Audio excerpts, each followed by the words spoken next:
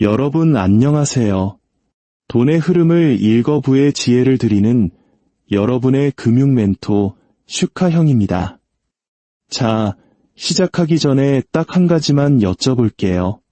오늘 이 영상을 보기까지 지갑에서 현금 꺼내서 뭐 사신 분 계신가요? 아마 거의 없으실 겁니다. 삼성페이, 카카오페이, 신용카드. 너무 편하잖아요. 저도 마찬가지입니다. 근데 여러분, 만약 이 편리함이라는 달콤한 사탕이 사실은 우리의 경제적 자유를 옭아매는 족쇄라면 어떨 것 같으세요? 소름 돋는 상상이라고요. 오늘 여러분의 그 생각이 완전히 바뀔 겁니다. 내 돈을 지키는 진짜 지혜, 부의 축복으로 이어지는 통찰력을 놓치고 싶지 않다면 지금 바로 구독 버튼 누르세요. 이건 단순한 구독이 아니라 여러분의 경제적 주권을 지키겠다는 약속입니다. 자, 그럼 시작하겠습니다. 현금이 사라지고 있습니다. 이건 우연이 아니에요. 편리함 때문만도 아닙니다. 이건 아주 정교하게 설계된 결과입니다. 북유럽의 복지국가 스웨덴. 거래의 98%가 현금 없이 이루어집니다. 대부분의 상점은 아예 현금을 받지도 않아요. 완전 우리 미래 얘기 같죠? 인도로 가볼까요? 2016년 인도 정부는 하룻밤 사이에 전체 통화의 86%를 휴지 조각으로 만들어버렸습니다. 수억 명의 사람들이 디지털 결제 시스템으로 울며 겨자 먹기로 갈아타거나 평생 모은 돈이 종이 쪼가리가 되는 걸 지켜봐야만 했죠. 유럽은 더 노골적입니다. 프랑스에서는 1000유로, 우리 돈으로 약 150만 원이 넘는 금액은 현금 거래 자체가 불법입니다. 이탈리아, 그리스, 스페인, 벨기에, 전부 다 현금 사용에 법적 한도를 걸어놨어요. 미국은 어떨까요? 은행에 현금 1만 달러, 1000만 원 좀 넘게 입금 한번 해보세요. 어떤 일이 벌어지는지 당신은 바로 정부에 보고되고 잠재적 돈 세탁 혐의로 조사를 받으며 합법적인 화폐를 사용했다는 이유만으로 범죄자 취급을 받게 될 겁니다. 여러분, 현금과의 전쟁은 다가오는 미래가 아닙니다. 이미 시작됐고 우리는 그 전쟁의 한복판에 서 있습니다. 이게 단순히 범죄자를 잡거나 결제를 효율적으로 만들기 위한 거라고 생각하신다면 본질을 완전히 놓치고 있는 겁니다. 왜냐고요? 현금이 사라지는 순간 여러분의 모든 거래가 디지털로 기록되고 추적되고 통제되는 그 순간 당신은 더 이상 경제적으로 자유로운 인간이 아니기 때문입니다. 당신의 모든 경제활동은 허가 기반이 되고 그 허가는 언제든 취소될 수 있습니다. 애초에 현금이 뭔지부터 다시 생각해 봅시다. 현금은 진정으로 당신 것이라고 말할 수 있는 유일한 형태의 돈입니다. 여러분 지갑 속에 10,000원짜리 지폐 한 장, 그건 온전히 당신 소유입니다. 누구의 허락도 없이 쓸 수 있죠. 은행 계좌도 스마트폰도 인터넷 연결도 필요 없습니다. 신분을 증명하거나 뭘 사는지 설명할 필요도 없어요. 익명이고 즉각적이며 최종적입니다. 누구도 그 돈을 동결시키거나 거래를 취소하거나 추적할 수 없습니다. 바로 이 지점 때문에 정부가 현금을 싫어하는 겁니다. 현금은 곧 자유거든요. 역사상 모든 권위주의 시스템은 한 가지를 정확히 꿰뚫고 있었습니다. 대중을 통제하고 싶다면 그들의 돈을 통제해야 한다는 것을요. 그리고 눈에 보이지 않는 것은 통제할 수 없습니다. 그래서 첫 단계는 항상 똑같습니다. 현금을 없애는 것, 모든 사람을 디지털 시스템 안으로 강제로 밀어넣는 겁니다. 모든 거래가 투명하게 보이고 모든 구매가 기록되며 모든 금융적 결정이 감시되고 제한되고 심지어 처벌까지 가능한 시스템으로 말이죠. 다시 스웨덴 이야기로 돌아가 보죠. 스웨덴은 흔히 현대적이고 진보적인 현금 없는 사회의 모범 사례로 꼽힙니다. 하지만 그 실상을 들여다보면 섬뜩합니다. 스웨덴의 많은 도시에서는 더 이상 현금으로 대중교통을 이용할 수 없습니다. 길거리의 노숙자들은 카드 단말기를 들고 다닙니다. 동전을 줄 사람이 아무도 없기 때문이죠. 교회에서는 헌금 바구니 대신 카드 단말기를 돌립니다. 스웨덴의 한 세대는 아예 실물돈을 만져본 적 없이 자랐습니다. 그들은 왜 누군가가 굳이 현금을 원하는지조차 이해하지 못해요. 하지만 그들이 정말로 이해하지 못하는 것이 있습니다. 바로 자신들이 통제할 수 없는 시스템에 완전히 종속되어 있다는 사실입니다. 만약 은행이 당신의 계좌를 동결하면 당신은 밥도 사 먹을 수 없습니다. 정전이 되면 아무것도 살 수 없죠. 결제 네트워크가 다운되면 국가 경제 전체가 마비됩니다. 실제로 2020년 스웨덴에서는 전국적인 카드 결제 시스템을 마비시킨 대규모 기술 장애가 발생했습니다. 식료품점, 주유소, 약국, 모든 것이 멈췄죠. 통장에 돈이 있는 사람들도 그 돈에 접근할 수 없었습니다. 이건 무슨 대재앙이 아니었어요. 그냥 일상적인 기술적 결함이었습니다. 하지만 이 사건은 백업 시스템을 제거해버린 사회가 얼마나 취약한지를 여실히 보여줬습니다. 현금이 바로 그 백업입니다. 다른 모든 것이 실패했을 때 거래할 수 있는 마지막 보루. 스웨덴은 그 보루를 편리함과 맞바꿨고 이제 그들은 덫에 갇혔습니다. 인도의 사례는 훨씬 더 잔혹합니다. 2016년 11월 모디 총리는 TV에 나와 유통현금의 86%를 차지하던 고액권을 즉시 법정화폐의 지위에서 박탈한다고 발표했습니다. 헌지폐를 은행에 예금하고 새 지폐로 교환할 수 있는 시간은 단 몇 주뿐이었죠. 공식적인 이유는 부패, 탈세, 위조 지폐 방지였습니다.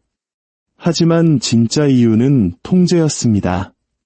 하룻밤 사이에 현금 경제에 의존해 살아가던 수백만 명의 사람들, 농부, 영세상인, 일용직 노동자들의 돈은 그 가치를 잃었습니다. 은행 밖에는 수킬로미터에 달하는 줄이 늘어섰고 사람들은 말 그대로 그 줄에서 기다리다 죽어갔습니다. 노인과 병자들이 평생 모은 돈을 바꾸기 위해 땡볕 아래서 몇 시간씩 서 있어야 했습니다. 소상공인들은 잔돈을 마련할 수 없어 파산했고 농부들은 인부들에게 품삯을 줄 수 없어 농작물이 밭에서 썩어갔습니다. 완벽한 경제 대혼란이었죠. 그리고 정부는 이것을 진보라고 불렀습니다. 목표는 효율성이 아니었으니까요.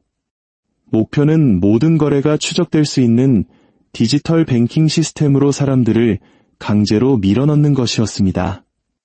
인도는 비공식 경제, 즉 세금이 거치지 않는 지하 경제를 없애고 싶었습니다. 그 방법은 현금을 없애는 것이었죠. 결과는요? 그들이 주장한 대로 되지는 않았습니다. 부패는 사라지지 않았고 부자들은 대리인과 유령 회사를 통해 어떻게든 돈을 세탁했습니다. 고통받은 것은 오직 평범한 사람들이었고 정부는 원하는 것을 정확히 얻었습니다. 더 많은 감시, 더 많은 데이터, 더 많은 통제. 프랑스의 현금 제한은 더 교묘하지만 그 본질은 같습니다. 1,000유로 이상의 거래는 반드시 은행을 통해야 합니다. 중고차를 사든 집세를 내든 보석을 사든 말이죠. 명분은 똑같습니다. 돈 세탁 방지, 탈세 방지. 하지만 이게 진짜 의미하는 바를 생각해 보세요. 당신의 모든 중요한 재정적 결정에 대해 서류상의 흔적, 즉 디지털 발자국을 남기도록 강요하는 겁니다. 정부는 당신이 언제, 무엇을, 누구에게서 샀는지 전부 알게 됩니다. 그리고 그들이 그걸 마음에 들어 하지 않는다면 막을 수 있습니다. 거래가 일단 디지털화되면 차단될 수 있기 때문입니다. 당신의 계좌는 동결될 수 있고 결제는 취소될 수 있습니다. 당신에게는 다른 대안이 없습니다. 왜냐하면 그 거래에서 최후의 보루인 현금을 사용하는 것은 이미 불법이 되었기 때문이죠. 자, 이제 역사를 한번 거슬러 올라가 보죠. 이 현금과의 전쟁은 새로운 것이 아닙니다. 과거에도 시도되었고 그때마다 그 본질은 통제였습니다. 구소련에서는 현금이 엄격하게 제한되었습니다. 고액 거래에는 허가가 필요했죠. 국가는 모든 것을 추적하고 통제하고 싶어 했습니다. 하지만 이런 제한에도 불구하고 거대한 암시장이 번성했습니다. 사람들은 시스템 밖에서 거래할 방법이 필요했기 때문이죠. 소련 경제는 두 개의 층으로 돌아갔습니다. 하나는 추적되고 통제되는 공식 경제, 다른 하나는 현물, 현금, 그리고 뒷거래를 통해 실제 상품과 서비스가 교환되던 암시장입니다. 정부는 이를 증오했지만 막을 수 없었습니다.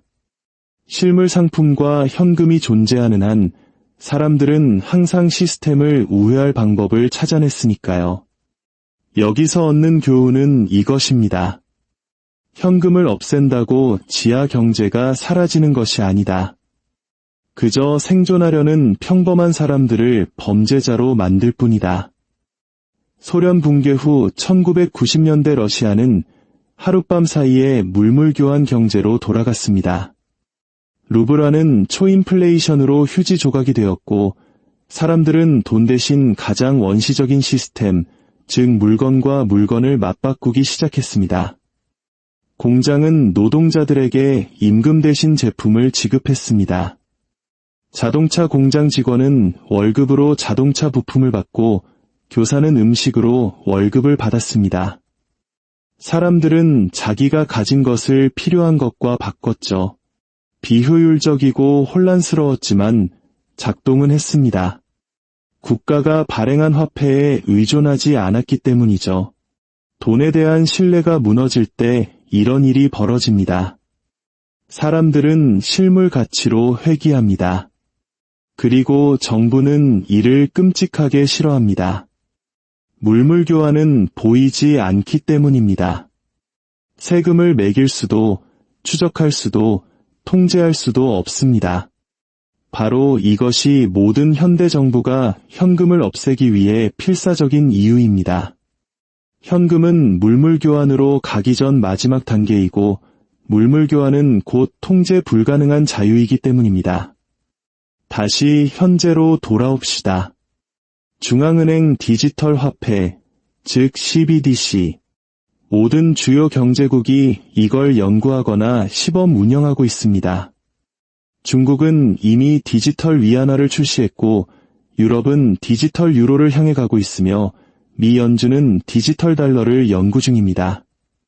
그들은 모두 똑같은 말을 합니다. 더 효율적이고 더 안전하고 이것이 바로 미래라고요.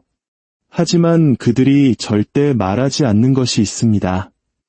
CBDC는 프로그래밍이 가능하다는 사실입니다. 그냥 가만히 있는 현금과 달리 디지털 화폐는 규칙을 코딩할 수 있습니다. 예를 들어 유효기간을 설정해서 당신이 그 돈을 쓰도록 강제하거나 아니면 그냥 소멸시켜 버릴 수 있습니다. 특정 종류의 구매를 제한할 수도 있죠. 술, 담배, 혹은 정부가 결정하는 그 어떤 것이든 말입니다. 특정 지역에서만 쓸 수 있도록 지리적 제한을 걸 수도 있습니다. 당신이 어떤 이유로든 문제 인물로 찍히면 즉시 동결될 수 있죠. 그리고 단 하나의 예외도 없이 모든 거래는 정부 데이터베이스에 영원히 기록됩니다. 이건 음모론이 아닙니다. 중앙은행들이 적극적으로 논의하고 있는 기능들입니다. 중국은 이미 이걸 사용하고 있습니다. 디지털 위안화는 모든 구매를 추적하고 이는 사회 신용 시스템과 연동됩니다. 만약 당신의 사회 신용 점수가 너무 낮으면 당신의 돈은 특정 용도로는 작동을 멈춥니다. 비행기 표를 살 수 없고 고속 열차를 예약할 수 없으며 자녀를 좋은 학교에 보낼 수도 없습니다. 돈은 있지만 당신이 원하는 대로 쓸 수 없게 되는 겁니다. 이것이 바로 CBDC가 가져올 미래이며 서구 사회에도 오고 있습니다. 그들은 이걸 다른 이름으로 부를 겁니다. 사기 방지, 위험 관리, 취약계층 보호 같은 그럴듯한 이름으로요. 하지만 그 메커니즘은 동일할 겁니다. 당신이 순응해야만 당신의 돈이 작동하는 세상. 마이너스 금리는 이 퍼즐의 또 다른 조각입니다. 현금이 있는 세상에서는 마이너스 금리가 제대로 작동하기 어렵습니다. 은행이 당신의 돈을 보관해주는 대가로 수수료를 떼어간다면 당신은 그냥 돈을 인출해서 장판 밑에 보관하면 그만이니까요. 하지만 현금 없는 세상에서는 그럴 수가 없습니다. 현금이 불법이거나 존재하지 않는다면 당신은 은행에 돈을 둘 수밖에 없습니다. 그리고 은행이 마이너스 금리를 부과하며 당신의 계좌를 서서히 갉아먹어도 당신은 탈출할 방법이 없습니다. 정부가 원하는 대로 돈을 쓰거나 그 돈이 증발하는 것을 지켜보거나 둘 중 하나죠. 은행 베일인은 이 시나리오의 최종 악몽입니다. 2013년 키프로스는 은행 위기를 맞았습니다. 정부 구제금융 대신 그들은 전례 없는 일을 벌였습니다. 예금주의 계좌에서 직접 돈을 빼앗아간 겁니다. 만약 당신이 은행에 10만 유로 이상을 가지고 있었다면 그들은 그 돈을 그냥 가져갔습니다. 은행의 자본을 확충하기 위해 당신 계좌에서 숫자를 지워버린 거죠. 이것이 합법적이었던 이유는 은행이 민간기관이고 예금주는 채권자로 간주되었기 때문입니다. 더 무서운 사실은 이제 이것이 공식적인 정책이 되었다는 점입니다. 세계 주요 경제국 모임인 G20는 향후 은행 위기 발생 시 베일인이 선호되는 해결책이라는 데 합의했습니다. 납세자의 돈으로 구제금융을 하는 대신 예금주인 당신의 돈을 가져가겠다는 겁니다. 현금 없는 사회에서는 이를 피할 방법이 없습니다. 저축한 돈을 안전하게 보관하기 위해 인출할 수가 없으니까요. 인출할 곳이 없기 때문입니다. 당신의 돈은 오직 시스템 안에만 존재하고 그 시스템은 필요하다고 판단하면 언제든 당신의 돈을 가져갈 수 있습니다. 패턴이 보이시나요? 현금을 없앤다. 모두를 디지털 뱅킹으로 몰아넣는다. 프로그래밍 가능한 화폐를 도입한다. 마이너스 금리를 시행한다. 베일인을 합법화한다. 모든 단계가 당신의 선택지를 제거합니다. 모든 단계가 통제를 강화합니다. 그리고 모든 단계는 효율성, 안보, 현대화라는 그럴듯한 말로 정당화됩니다. 하지만 그 결과는 당신이 당신의 돈조차 소유하지 못하고 당신이 하는 모든 일이 감시되고 추적되고 통제되는 시스템입니다. 이것은 음모론이 아니라 명시된 정책입니다. 중앙은행들의 백서를 읽어보고 관리들의 연설을 들어보세요. 그들은 숨기지 않습니다. 그저 당신이 관심을 갖지 않기만을 바랄 뿐입니다. 그렇다면 현금이 완전히 불법화되면 어떤 일이 벌어질까요? 모든 거래가 은행, 결제 처리 기관 또는 정부의 허가를 필요로 하게 되면 당신은 사적으로 거래할 능력을 상실합니다. 당신이 하는 모든 기부는 추적되고 모든 구독은 기록되며 모든 구매는 분석됩니다. 그리고 그 데이터는 당신이 무엇을 믿고 무엇을 가치 있게 여기며 앞으로 무엇을 할 가능성이 있는지에 대한 프로필을 만드는 데 사용됩니다. 그리고 때가 되어 정부나 거대 기업이 당신이 선을 넘었다고 판단하면 그들은 당신을 체포하거나 기소하지 않습니다. 그저 당신의 돈을 꺼버립니다. 당신의 계좌는 동결되고 카드는 작동하지 않습니다. 음식을 살 수도 집세를 낼 수도 없습니다.